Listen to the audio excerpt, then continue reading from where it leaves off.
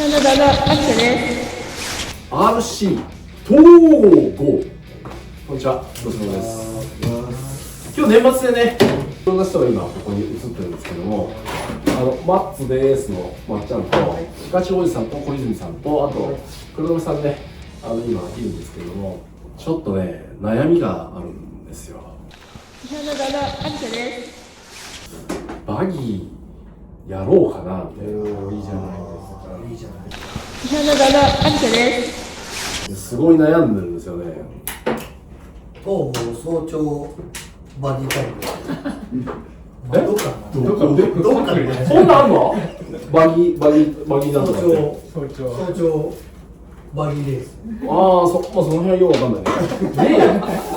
で、まあ本当にちょっと前回ね、小泉さんと三原がさ、スピードウェイか行った時に、ちょっとやらせてもらって、これ意外と楽しいな。ドリフトしかやったことないから、自分で乗れるのかなって思ってたんだけど、いざやってみて、操作できるんだってね、っていうのがあったので、意外と楽しいなって思ってね。やっぱね、土は楽しいよね。楽しいのがやっぱある。楽しさはただ後が大変だなって思うのもあるけど、でも時々土を走りたくなる。やっぱね。無条件に野良面白いもんね。だって野良で公園出して。まあ三原のアリサさんも可愛かったしね。そうだね。日の出の秋田です。また行かない。また行きたいな。いや本当はね、なんかそういう企画もできたらなと思うんだけど、でもやっぱりバギーとアキナっていうのがやる。アキナちゃんっていう子が出てくるんだろうけど、バギーとアキナが。いいね。なんで笑うの？え？なんで笑うのおもちゃん。やりたいなと思ったんだけど、バギーって何買っていいかさっぱりわかんないんですよ。で、これおすすめとかって何があるの？日の出の秋田です。僕はね、バギーチャンプどうですか？かっこいいね。バギーチャンプ？それ高いのかな？まあまあするけど、古いタミヤの復刻版で、グラスホッパーとかよりも前の世代。マイティフロックよりも前だから、まあもうあれの何がいいって、古いアメリカのああいうバギーのレースの形をそのままやってるんで、かっこいいね。今BT-04 もそれに近い形にやっぱり作ってくるぐらいなんで。 BT-04？ BT-0 で合ってますよね。BBT でしたっけ？ DT。ごめんなさい。それです。BT。もうまともに聞いてない。まともに聞いてない。聞いてる。で、アリサさんが持ってたやつ、あれ何したやつ？モンスタービート。あれもタミヤなんだよね。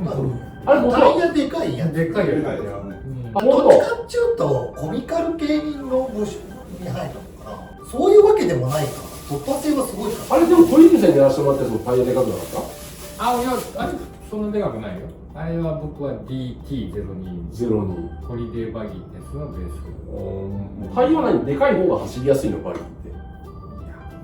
ジャンプしたりするからどっちかというとショックだけじゃ受け止めれないからっていうのもあるし、なんか中空だしね。僕もバギーそんな詳しくないけど、多分そうなんだ。子供の頃の記憶。子供の頃はバギーだったんで、それこそグラスホッパーの世代なんで。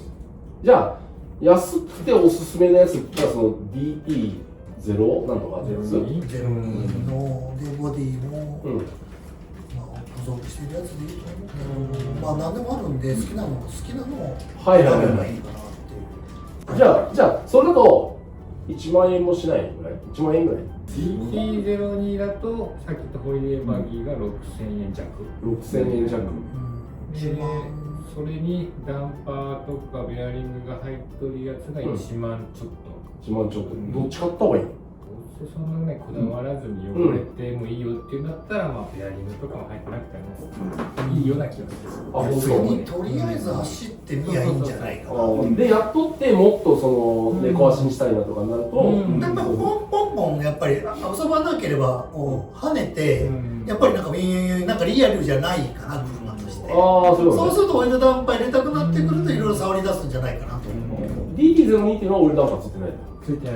古いやつはシリーズね。シリーズがそうものによりますね。ものによる。そういうことか。あれはなんだっけ、広坂さんのやつ。ジェノバ。ジェノバ。あれ高いんでしたっけ。ジェノバとかあとヨコモのルーキーオフロード。あ高い。なんか売れてるらしいですよね。ざっくり2万から2万数千。多分それを買っとけば間違いないみたいな。どこでも走りますそうそうそう。どういう地形でもいいでしょうみたいなことじゃないんですよ。結構反則級のやつ。いや、そこではない。もっとすごいのもあるし、そこそこいいんじゃないですか。それの時は間違いない。そういう風なの。あれちなみにモーターとかって何ターン？この前僕のやつは380。380だからおとなしいやつ。多分あれで540だともうちょっと暴れん坊になって。暴れん坊になる。540の普通のモーターでいいの？もう十分です。あ、そんなんでいいんだ。そうなんです。アンプとかもじゃあなんていうか。いわゆる廉価のやつで。1060とか。ああ、そうでそう。も全然。全然そういうのでいいんだ。多分そう。ほらね、何の世界でもうんトップを狙えばいろいろ言うけど、うん基本そのドリフトみたいに。もうそこそこのもんをしないと、ドリフト制御できませんよではないので、走ることは走れるもんで別にはいはいはい。楽しめるし練習もできるしっていう、ドリフト車だとやっぱりそこそこいいのにしないと練習さえもまともにできないって感じだけど、はいはいはいそれはないね、いいとこだね。まあとりあえず降って神社で走れるか。とりあえず福ちゃんにも買わせて競争してみればいい。で俺に勝ったら飯おごってやるっていうか。じゃあね、紹介したいと思います。福ちゃんやるかなバギー。あ、神社の階段とか登るバギーはないよね。それも久保なんです。あ、これも福ちゃんの。いや福ちゃんのやつは登らんかったもんね。神社のこれ壁登りますよっつってさ、全く登らない。壁蹴っとったやつ。壁蹴るやつ。神社の神聖な壁を蹴るやつだ。罰当たりな福ちゃん。じゃあ始めるのは手軽でやれますよね。だから自分だからバギーで売れてるんだ。すごくやりやすいんじゃないですか。僕だから子供の頃やれたのはバギーしかやれないもんね。だって F1 のタイプとかね、ポルシェとかも流行ってたけど、ツーリンいやグはやっぱりまあお金、最初からかかっちゃうんかかっちゃうで、し、走らせる場所もないし、場所もないしね。バギどうー応援できるからね。気合に志願ですぐスそうパーダメになるしね。例えば壊れた場合とかね、パーツとかで手に入りやすいやつってどうタミヤが一な番。の？タミヤ。タミヤなんてどこでもパーツがあるから。ああ、そういうことね。ただ復刻のやつは結構アフター扱いが多いイメージですね。ジャンプとかさ、ぴょんぴょんさせなければまあ大丈夫なやつ。折れないの？折れますよ、そんなにそう簡単に。いやよっぽどじゃ村さんない。みたいなああいうね、外の大きいコースでなんかやっといるにはよっぽどですよ。三花のあれじゃ壊れるんでしょ。あ、ないとこがそんなに難しそうな。竹上に。だからビッグタイヤいいかもしれないですね。車高あるから。そう。行くときは僕も忘れます。三花に行く前に、また行く前に3つのネタを仕込まなあかんっていう風なもんで、動画ネタをやっとみんなやっと忘れ出してきたのに。こうやってやってグーでやってドラえもんはどうやってプロをこう持つのかなって。ドラえもんね。マジックハンド。